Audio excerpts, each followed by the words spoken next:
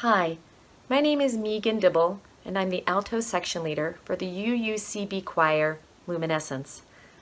For the next 5 services, we will be singing hymn number 1003 from the Teal hymnal called Where Do We Come From? This hymn has 4 lines. I'm going to sing each of the lines one time right now, and then I will sing each line 2 times, and I hope that you'll join me. During the services, when you hear this hymn as a round or as a solo, I hope that you will join in any way that feels good to you.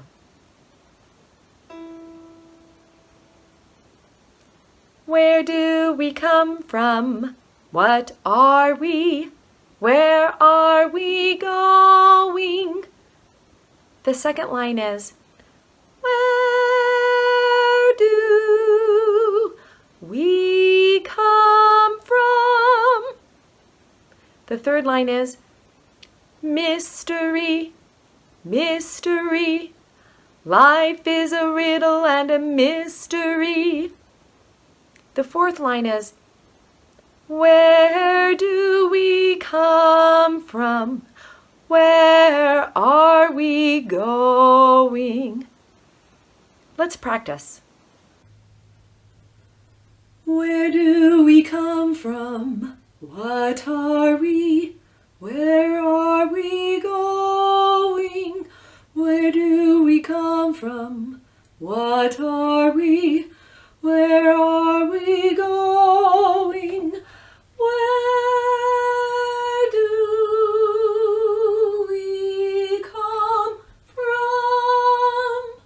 Where do we come from? Mystery, mystery. Life is a riddle and a mystery. Mystery, mystery. Life is a riddle and a mystery. Where do we come from? Where are we going? Where do we come from? Where are we going?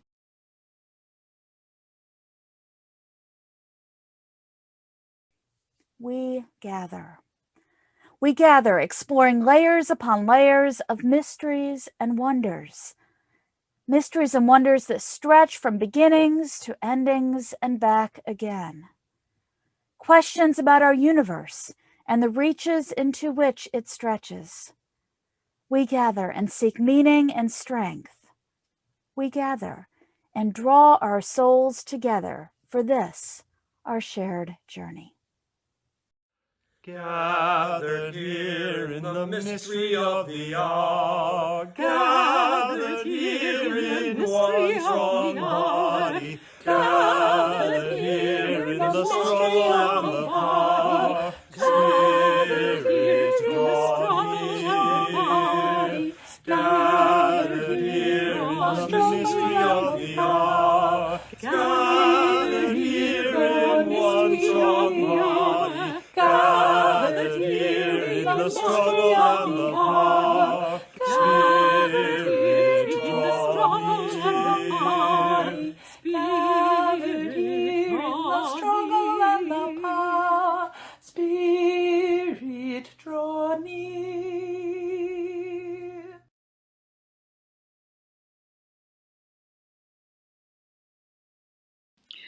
Good morning, and welcome to the Unitarian Universalist Church of Berkeley. My name is Deborah Schmidt. My pronouns are she, her, hers, and I am your worship associate this week. This is a welcoming congregation, and we are always working on how to better welcome and care for one another. If this is your first time here, we are so glad you've come. And whoever you are, we welcome you in the fullness of who you are. As we begin, we take this moment to acknowledge this church occupies unceded Chochenyo and Muwekma Ohlone land. As community and church members, we continue to benefit from the seizure and occupation of this land. We also want to affirm this is not simply performative, but is deeply felt and is a commitment toward action. For more information, please visit uucb.org/indigenous. Please take a moment to prepare yourself and your space for our time together. You might want to bring a candle and a way to light it so that you can join in the chalice lighting at home. Now, let us kindle our flames with the words of the Reverend Cynthia Landrum, all the lights of the heavens. For the wonder and inspiration we seek from sun and stars and all the lights of the heavens, we light this chalice.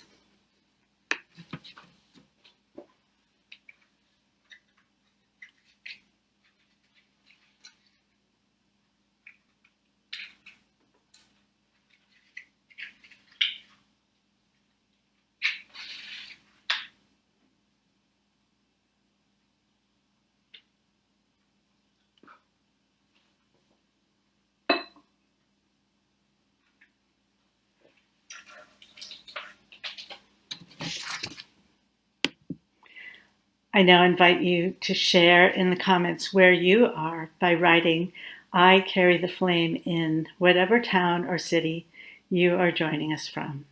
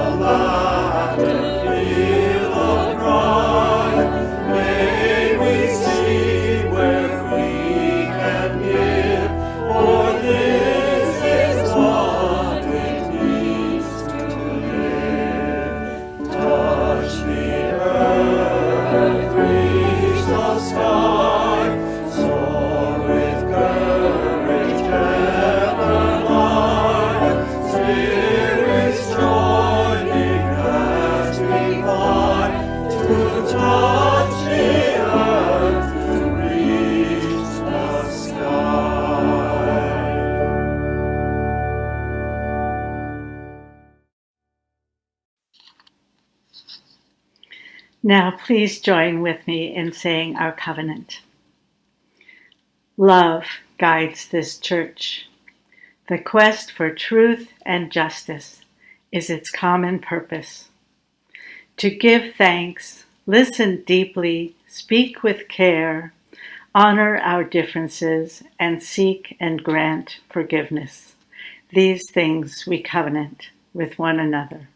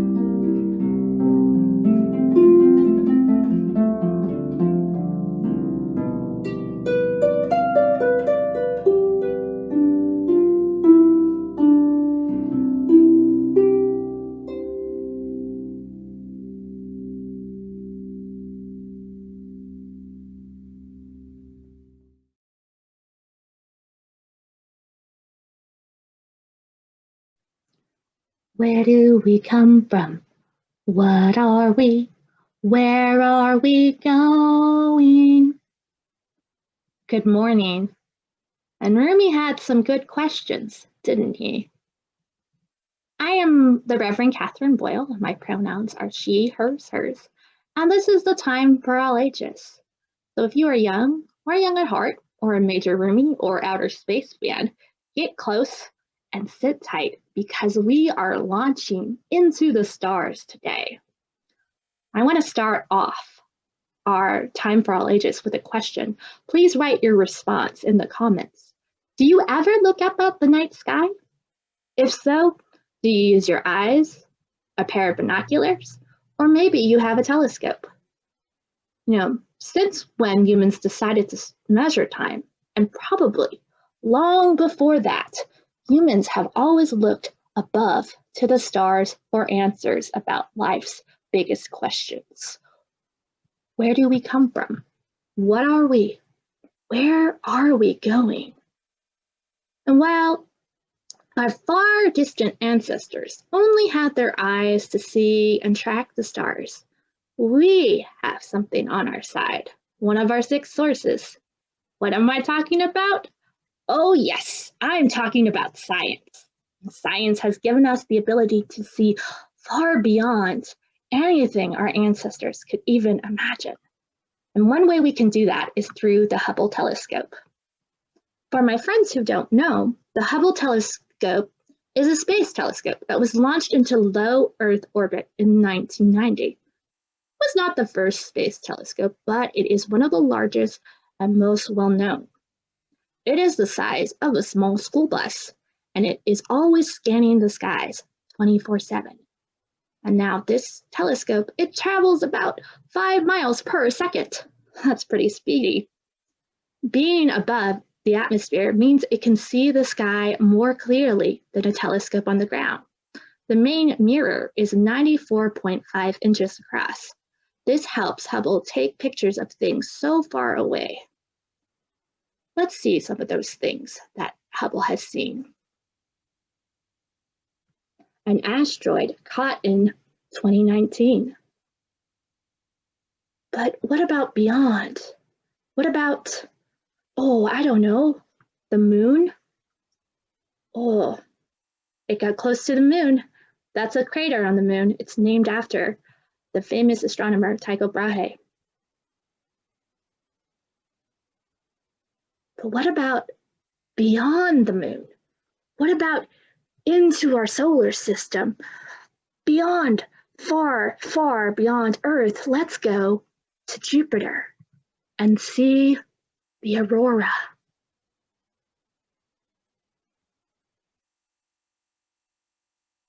Or what if we went beyond our solar system to galaxies far away to see nebulas? I just want to let you know I haven't edited any of these pictures.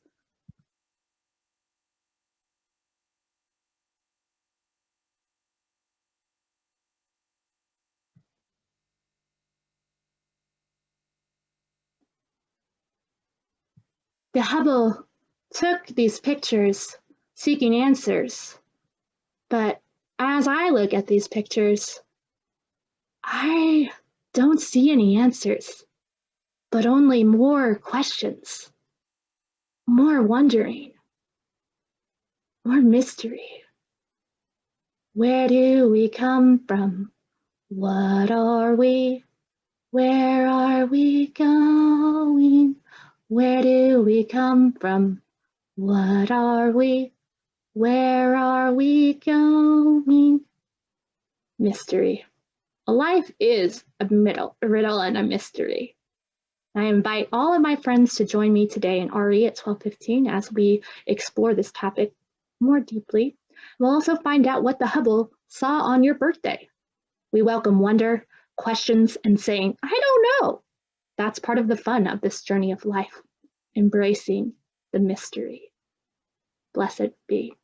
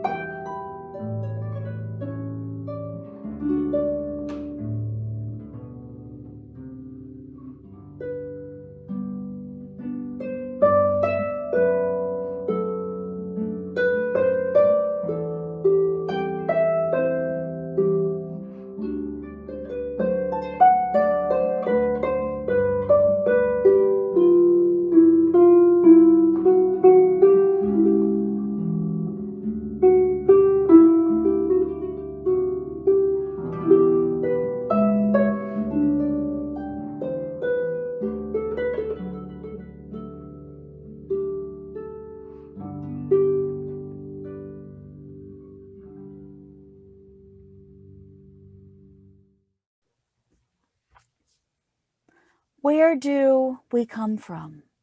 Where are we going? Who are we? The mysteries and riddles of life surround us and stretch into the far reaches of our imaginations. Today, we look out and out and out into the far reaches of our universe, into its beginnings and the beginnings of time, and where we might be going. Through the eyes of the Hubble telescope, I now invite you to gaze into the depths of space and the depths of time.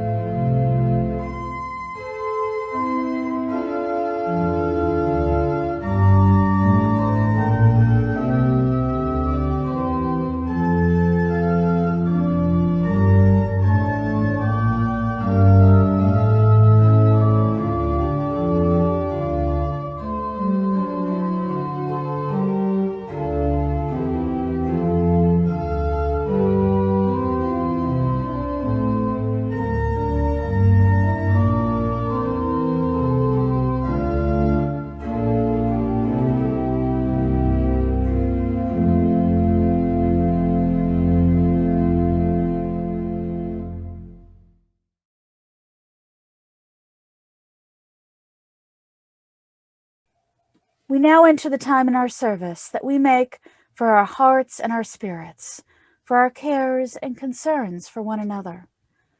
We lift up and hold the joys and sorrows, the cares and challenges that we may each be facing, we may be holding that are going on in our world today. During this time of silence this morning, I invite you to share any joys or sorrows or significant milestones of your own in the comments section. I invite us all to hold these cares in the compassionate embrace of this loving community.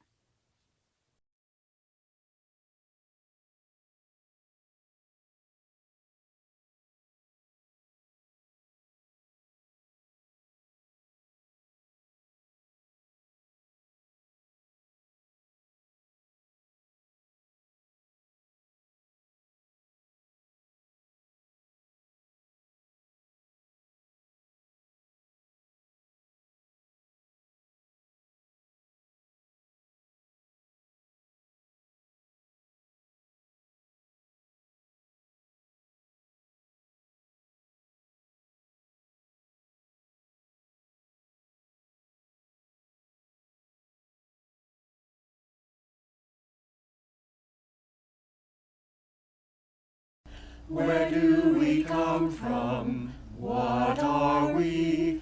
Where are we going? Where do we come from? What are we? Where are we going? Where do we come from? What are we? Where are we going? Where do we come from? What are we? Where are we going? Where do we come from? What are we? Where are we going? Where do we come from? What are we? Where are we going? Where do we go? What are we? Where are we going? Where do we go? What are we? Where are we going? Where do we go? Life is a rolling mystery. Where do we go? Life is a rolling mystery. Where do we come from? Life is a rolling mystery. Where do we come from? Life is a rolling mystery. Where do we come from? Where are we going? Where do we come from? Where are we going?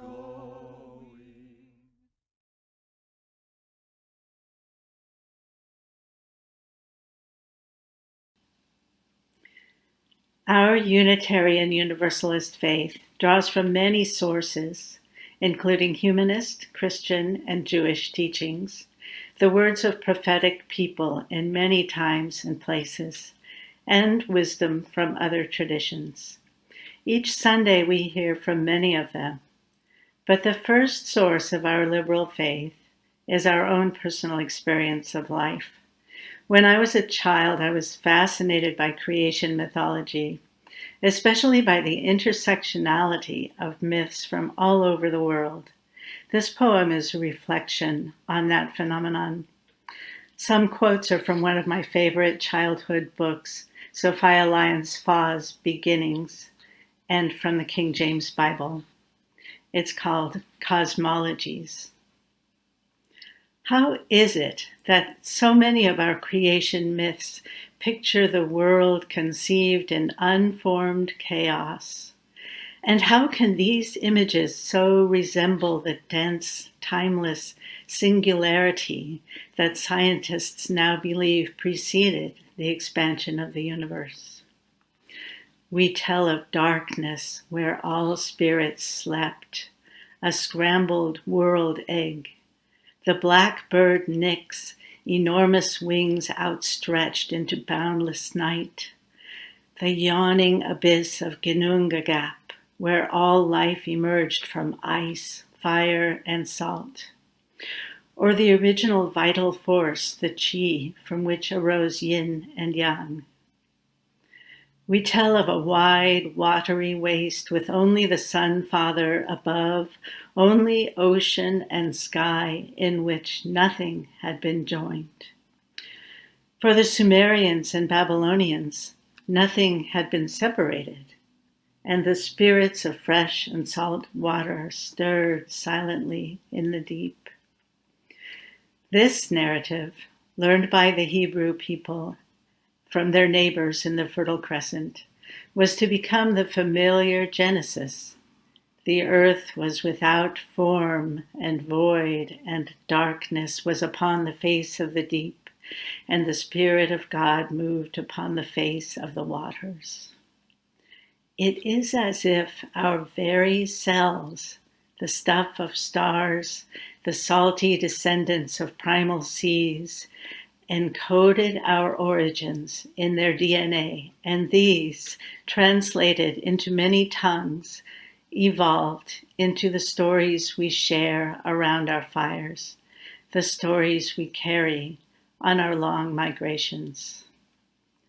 And always, with our tales of beginnings, we carry the knowledge of our endings, imagining our ultimate return home again to the starry womb, to the place of darkness where all spirits sleep, where all spirits are one.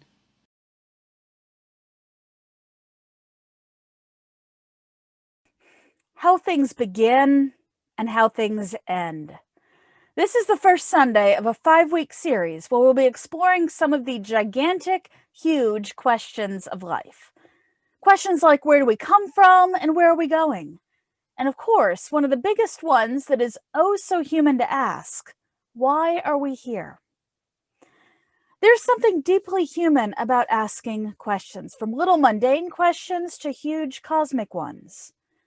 And not only have we evolved to have lots of our complex gray matter up here in our skulls, but we are also fundamentally inquisitive too. Even deep in human history, when so much of our time and energy was taken up with hunting and gathering and the basic stuff of survival, we still asked questions and told stories to try and get at our possible answers for them. And if there was a branch of our evolution that didn't ask questions and tell stories, well, they apparently didn't survive through till today. To question and to wonder are just inherently human. Questions about beginnings and questions about endings are quite human as well. Nearly every culture has at least one creation story about how the universe came to be, or how the world came to be, or how humanity came to be, and what we were here for or put here for, or however the story goes. Then there's also what science and observation and experimentation say about those big questions too. And one of the juicy things about even the scientific explanations is that there is still mystery and plenty of unknowns in these great big cosmic pictures. Take science's answer for how life has evolved and developed on this planet.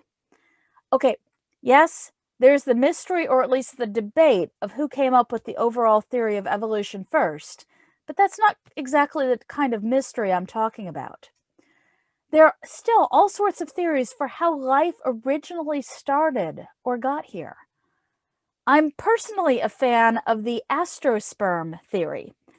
And I admit I've been waiting for years for the right moment to say the word astrosperm in church. So there you have it. So going to the origin of the universe, or at least of this universe, or this iteration of the universe, there are still plenty of mysteries and unknowns.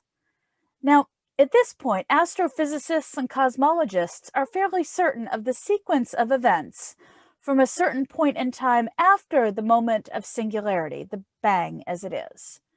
But there is still a teensy amount of time that is still unknown, a few thousandths of a second, until our universe was maybe baseball sized, that for all of our science and all of our brain power, we still don't know exactly what happened before then. And then there are some other really juicy questions that we don't know either. Where did this point of immense energy and matter come from? Was there a before? What was before? Was it the collapse of another universe into that point? And if so, was that the first one? Were there other? How many collapses and expansions and collapses happened before that? Is ours the only one universe in existence, or are there others? And I bet that for every one of these questions, you could look around for folks in our folks in our congregation and find folks who believed different answers to many of them. There is both so much that we know, as well as so much that we don't know about what has brought us to where we are now. Now, even for some of the answers that we do know, they keep on changing as new discoveries are made, new observations are made. sometimes as new questions are just asked in new ways. There was a recent article about the new observation of a very, very old star. But it wasn't because it was very old, although it was part of that. It was that it was both very, very old, but was also far more developed than it was thought it should have been for its age. And that's ending up challenging some of the theories on how stars develop and what was going on in that young universe. And as we continue to observe new things about black holes and dark matter and some of these seemingly impossible things to see or know about. And yet, it wasn't too long ago that the very first actual picture of a black hole was successfully taken. Okay, nerd out with me for just a minute to appreciate how cool that is. To successfully take a picture of something that, by definition, sucks in all light and doesn't inherently reflect anything back you can take a picture of, but we did. Okay. So for our visual meditation this morning, we also got to look at deep space pictures and got to revel in all of these fantastic images from the Hubble telescope. Now, I'm guessing many folks can join me in how wonder-evoking pictures of deep space can be. One spiritual practice that I return to from time to time is to take a look at deep space photos regularly, if not every day. Either NASA's image of the day or NASA's astronomy picture of the day are sources that I'll sometimes use for that. And there's one type of deep space picture that gets me every time. Pictures of two galaxies that are in the process of merging or colliding. The idea of that just, to me, messes up every sense of time and scale that I have. Two things as enormous as galaxies going through this millions of years process of merging. That is just cosmically big thinking. Now, in case you're wondering, one of these galaxy collisions that we know our own Milky Way galaxy is in for will happen in about 4 billion with a B, 4 billion years or so when we collide with the Andromeda galaxy. Now, not only do we as humans come up with these huge questions about how the universe and the world got created, where life came from, and all of that, but we also ask the other side of these questions. It's not just where we came from. Well, actually, we really obsess over it sometimes. Where are we going? What is going to happen in the future? What is it that we're in for? Now, it is true that we don't have working crystal balls to tell us what the future holds, or time machines so we can go and check it out ourselves, although, of course, there's plenty of fiction and movies about that sort of thing. But science does have some well-informed theories about some of these questions, at least in this large-scale sense. And of course, in virtually any field, there are experts who also have well-informed theories about what they think the near-term or longer-term future will hold in terms of their field. I remember one day when I was wandering around on YouTube, and yes, it is absolutely possible to wander on YouTube.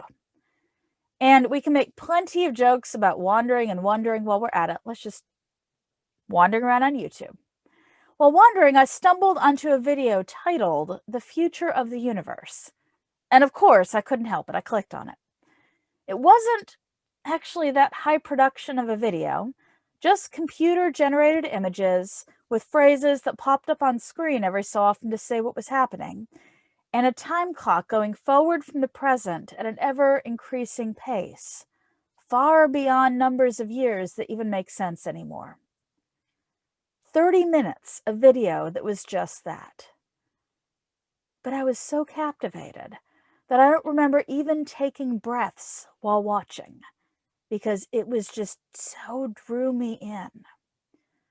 For all its simplicity, and being 30 minutes long, I admit that since then I've watched it several more times. So what was the video, you might be wondering? It was one of the theories in astrophysics about the future of the universe, the theory that you might call heat death or the big freeze. In a sense, it's the foundational theory about the future of the universe. It's the one that majority of folks think is most likely, and it's kind of the default that will, I'd say definitely happen unless something else happens instead, if that makes sense. So what it's based on is the fact that stars, which are, of course, huge spheres of atomic reactions, will eventually use up their supplies of atoms and go through the normal life cycle of stars into dwarfs or black holes or the like, depends on the star. And lots of generations of stars will happen, and then black holes will go through their life cycles. Some will finally explode, the rest evaporate. And then the Hawking radiation does its thing too. A really, really, really, really long time from now. There are some other events I know I missed, but that's essentially the lay of the land for that particular theory about the future of the universe. And there are some other theories too. They have catchy names that go with them, like the Big Rip, the Big Crunch, and vacuum decay. All these theories. They're all theoretical, but have new ideas and new discoveries that keep developing them. And some of them have come up in recent years as new discoveries and new ideas have been made too. Almost, in a way, talking about them gets into the realm of even more mysterious thinking, which is so cool. One of the fundamental concepts for the Big Rip is the fact that the universe is expanding. Okay, that's a principle I'm guessing most of us have heard at some point. There's also the notion that the rate at which the universe is expanding is increasing. It's getting faster and faster. Okay, stick with me here. That's actually a newer idea that proposes the possibility that the expansion eventually overcomes the forces of gravity. Like if you threw a ball, if you're really, really strong, and you threw a ball really, really high into the air, like really high, and wondered if it would come back down. This is the theory that if the rate of acceleration is enough for it to escape gravity or not. Big Rip theory says that the expansion of the universe will ultimately keep on going, and that rate will keep on getting faster until it eventually overcomes gravity. First, the bigger bodies like galaxies that will overcome gravity and start falling apart, then stars and planets, and eventually individual atoms and their particles. Then the universe would just be a bunch of particles zinging around. Okay, a little bit depressing, but possibility. The Big Crunch, to go back to that one, that was the Big Rip, or Big Expansion, or however you want to think about it. The Big Crunch, kind of the opposite, and it's actually, a little more hopeful and uplifting than those. It's essentially the theory that eventually the expansion of the universe will stop and it will begin to contract and everything will come back together. Of the theories about the future of the universe, it's certainly the one that's the tidiest, and perhaps you could say it's the most hopeful, in part because it has the fabulous question of whether or not the universe bounces into another bang of sorts. Is it all just one big bounce that we're going through? Then the last of the theories that I'll talk about today is the vacuum decay theory. Now, it is one of the most disturbing, and not necessarily in the near infinite seeming future. The rest of the ones I talked about are seemingly gazillions of years into the future. Vacuum decay is one that could be any time. In fact, popular astrophysicist Katie Mack says it was hearing about this theory one day, that reality could be ripped apart at any moment. It was hearing this theory that led her to study astrophysics in the first place. Now, the details get a whole lot more abstract and are beyond what I can explain, involving things like false vacuums and metastableness and Higgs fields, and whether these little Higgs fields go into false vacuums, and whether there are bubbles of these vacuums or alternate realities growing and eating space as they expand. that could be going on right now. But before you go and worry about it, first, this one is a theory based on current particle physics and probably the weirdest of all the theories. And even if it is true, even if it is already happening right now, it could be so far away in our expanding universe that it might not reach where we are here for billions or trillions of years, if ever. All right, so why are we going into this? Why am I bringing up these cosmic big questions about the universe, or these cosmic big theories about the universe? Thinking and questioning on a huge cosmic scale is one of the ways that we wonder what we're here for. It's one of the ways that we think about our directions and our priorities and our perspectives in smaller scales. It's frankly one of the reasons that cosmology is so fascinating for us lay people and non-physicists. Now, I admit that the vacuum decay theory, and frankly the big rip and big crunch, also get to niggling in the brain with the kinds of questions crowding into the mind in an everyday sense of an existential sort of crisis. There's a sense, though, in which we here in the Bay Area have a bit of that just going on every day. I remember when I first lived in the San Francisco area and was taking the BART train regularly from San Francisco into Berkeley, which of course took me through the tunnel under the bay. For my first several months of doing this, every time I was in that tunnel, which of course is a minutes-long trip, every time all I could think about was exactly what Richter number I had been told the tunnel was rated to, and how it would most likely simply collapse with a stronger earthquake and squash everyone flat in an instant. Complete terror is what I faced for the first several months. But I'm glad to say that wasn't what I went through the whole time. I have no idea why, but all of a sudden I realized that being terrified of it wouldn't change it. Worrying about it couldn't predict it in any sort of way. If it was going to happen, it would happen. Or if it wasn't, it wasn't. And that if it were happening, I wouldn't have time to worry about it either. It may sound odd, but it was actually rather comforting. And perhaps maybe you found some similar types of thoughts with living here in an area with definite seismic possibilities that we hold all the time. I also find a lot of comfort in the perspective of either looking into deep space photos to cosmic events that happened long before our species even existed. These events that are millions of light years away, looking at things that happen on this tremendous scale of millions of years. And then thinking about theories for what might happen trillions upon trillions of years in the future. Totally beyond our world and lives.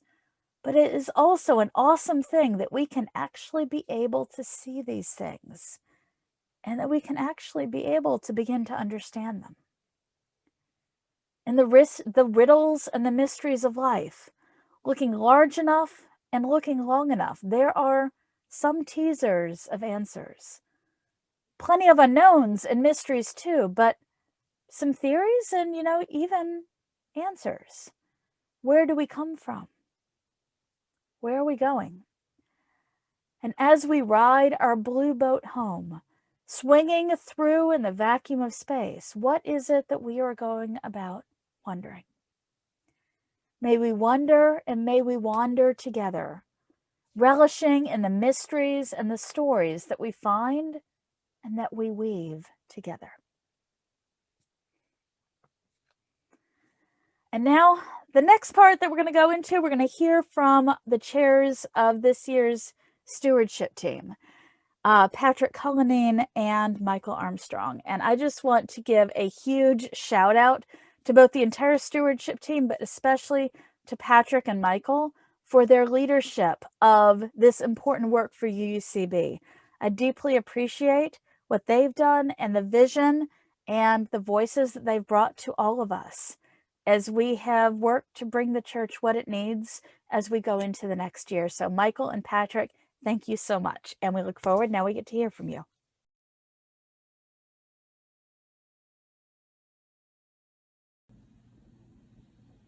Hi, this is Michael Armstrong, this year's Stewardship Campaign co-chair. And I just want to thank you for your generosity in this year's pledge drive and for your support of our loving community, sustaining spiritual growth, inspiring lives of integrity, joy, and service. When I pledged this year, it felt especially meaningful given the financial and emotional challenges of a global pandemic. I felt like I was doing something impactful and far-reaching. I hope you felt the same. So again, thank you. And now my co-chair Patrick would like to say a few words. On behalf of the Stewardship Committee, Lynn Cahoon, Don Close, Lenore Ralston, Deborah Schmidt, Helen Toy, Grace Alp, and David Roberts, Board Liaison, thank you to members who have submitted their financial support for our spiritual community. Your valued generosity and financial commitment, reflective of your value for UUCB, is a critical resource to support and sustain our church and help UUCB be an instrument of care, compassion, and community.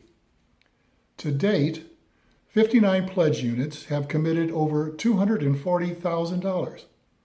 We still need to hear from 115 members who pledged $211,000 last year, and whose support again this year is essential to achieving or surpassing our pledge goal of $345,000. Pledges can still be made. We will be submitting our final pledge amount to the Board of Trustees by mid-April. That number will help them determine a responsible budget and the level of financial support for church staff and programs for next year. Again, sincere appreciation to all who have pledged, and to the members who have not yet made this year's financial commitment. We look forward to hearing from you very soon. Thank you. Thank you, everyone. Thank you for your generosity and for being part of our community. Thank you all for making your pledge and for all that you do. Thank you all so much. Many thanks to everyone who has given so generously to this year's stewardship campaign. It's going to be an amazing year. Thank you again. Thank you to those for whom this has been a difficult year and you gave anyway. Thank you to those who were able to increase your pledges. Thank you for Michael and Patrick's leadership. We are grateful for all of you.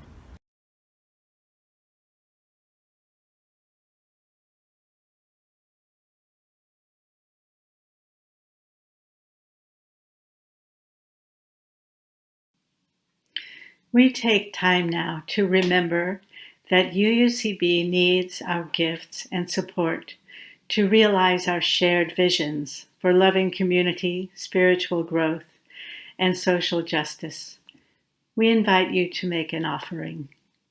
Each week, half our offerings are shared with a Good Neighbor organization who needs our financial support.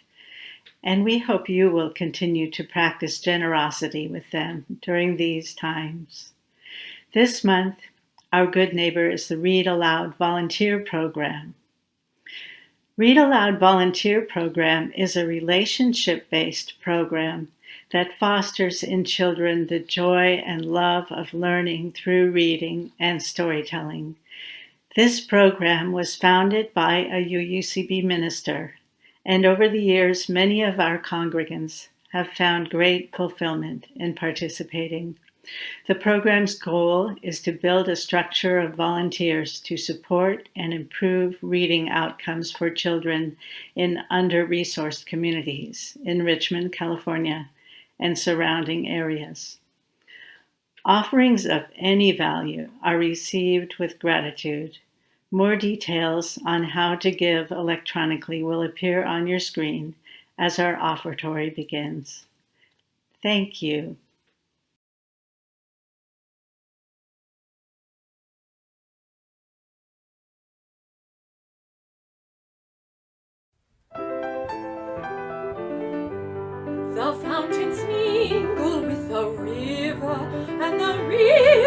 the ocean, the winds of heaven mix forever with the sweet emotion. Nothing in the world is single, all things by a law divine, in one another's being mingle. Why not I with thine, not I with thine? See the mountains kiss thy hand, and the waves clasp one another. No sister flower would be forgiven if it disdained its brother. And the sunlight clasps the earth, and the moonbeams kiss the sea. What are all these kissings worth, if thou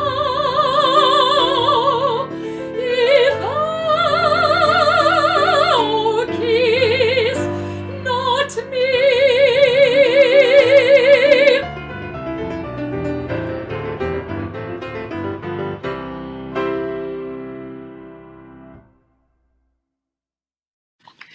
Please join me in dedicating our offering.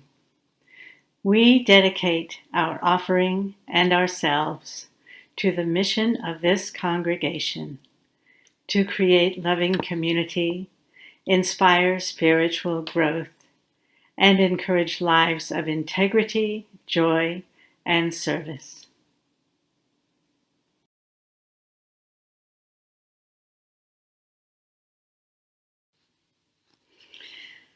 It is always so good to be together in praise and song.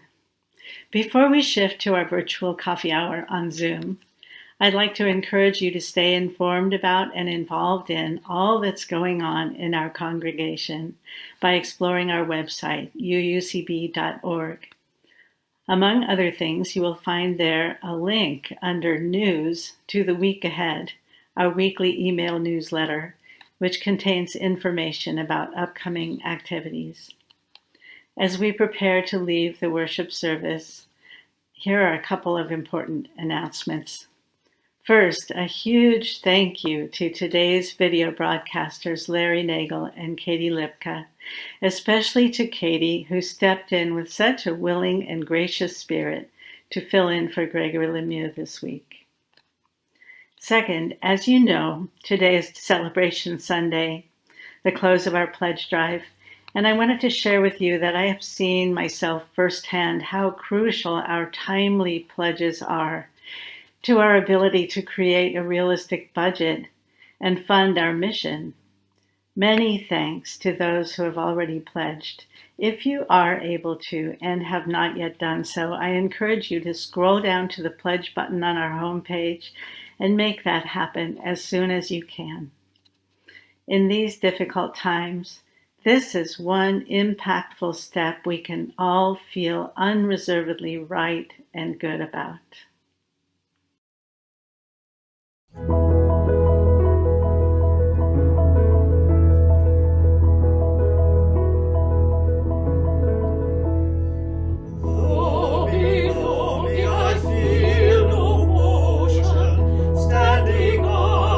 Mountains and plains, far away from the rolling ocean, still my mind and heart can say, I've been sailing all my life now, never harbor or port have I known. The wide universe is the ocean I travel, and the earth is my blue boat home.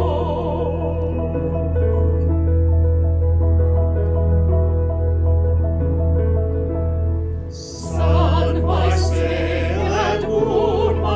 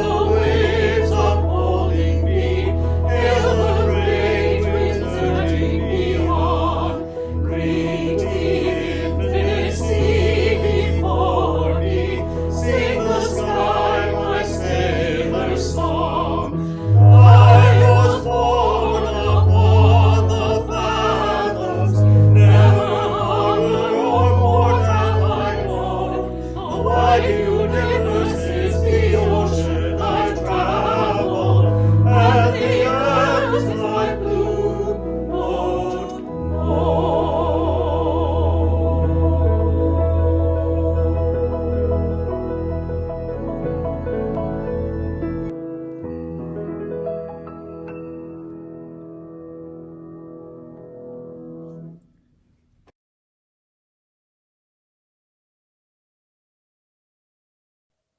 We continue our journey together, sailing on our blue boat home, with the sun and the moon as our sail and rudder, as we sail together, drifting with our ship's companions on this fabulous blue ball hung in space.